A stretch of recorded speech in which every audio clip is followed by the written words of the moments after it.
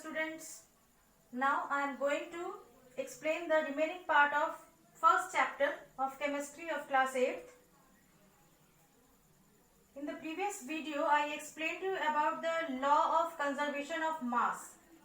Now to verify the law of conservation of mass, I am going to explain you one activity. So the aim of the activity is that to verify the law of conservation of mass. Now for this, materials required: barium chloride solution, sodium sulfate solution, conical flask, test tube, measuring cylinder, cork and weighing balance. So now this one is the weighing balance, this one is the conical flask,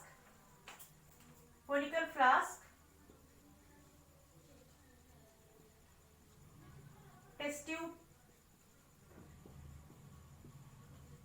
Okay, now I am going to start the experiment. You have to take 10 milliliter of barium chloride. We'll take 10 milliliter of barium chloride solution in the measuring cylinder. Measuring cylinder is used to measure the quantity of any solution. So we have to take measuring cylinder, and with the help of that we have to measure 10 milliliter of barium chloride and we have to pour it into the conical flask. So this liquid is barium chloride. Now again with the help of the measuring cylinder we have to take 10 milliliter of sodium sulfate solution and we have to pour it into the test tube. Okay, we have to pour it into the test tube. So this solution is barium chloride, and in the test tube whatever solution you are seeing, that is sodium sulfate solution. Okay, solution. Now we have to keep the test tube inside the conical flask. Okay, but we have to make sure that the two solutions do not mix. Okay, we have to be very careful while keeping the test tube inside the conical flask, so that these two solutions should not mix with each other. Now we have to put the cork on the flask and we have to measure the weight of this solution. Okay, we have to measure the weight of this flask with these two contents. Okay, so we will see the weight is 200.22 gram. Now we have to shake the flask. We have to shake the flask so that this both solution get mixed with each other. Okay, so that the two solution get mixed with each other. Now sodium sulfate reacts with barium chloride. Now this sodium sulfate solution is reacting with barium chloride solution. Okay, when from the test tube the solution is coming out, both the solution are mixing with each other. So what happens now? Sodium sulfate react with barium chloride to form a white precipitate of barium sulfate. See, this white precipitate of barium sulfate we will get. Now we have to measure the weight of the products formed. Okay, now we will observe that the mass of the reactants, okay, weight of the reactant before the reaction and the mass of the product after the reaction is equal.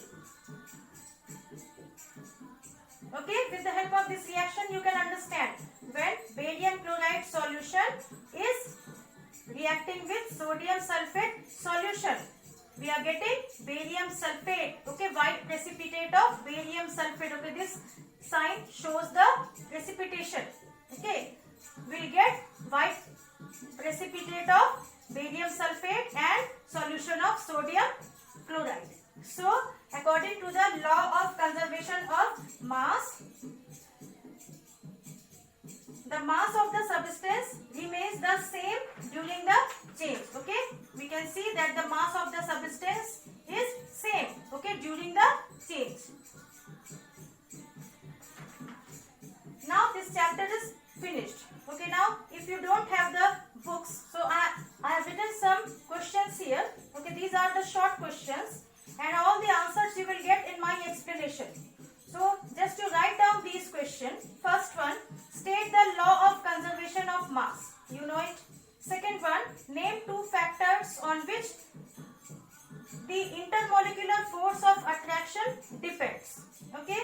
Now third one, define kinetic molecular theory of matter. Fourth one, difference between force of cohesion and force of adhesion. Second one, difference between melting point and freezing point. Now, two more long questions are there which I am going to dictate you. First one, list the postulate of kinetic molecular theory of matter. Okay, postulate of kinetic molecular theory of matter. Okay, and second one is define all the processes involved in the change of state of matter. Define all the processes in the change of state of matter. In this answer you have to write all the terms: melting, freezing, condensation, sublimation, deposition and all.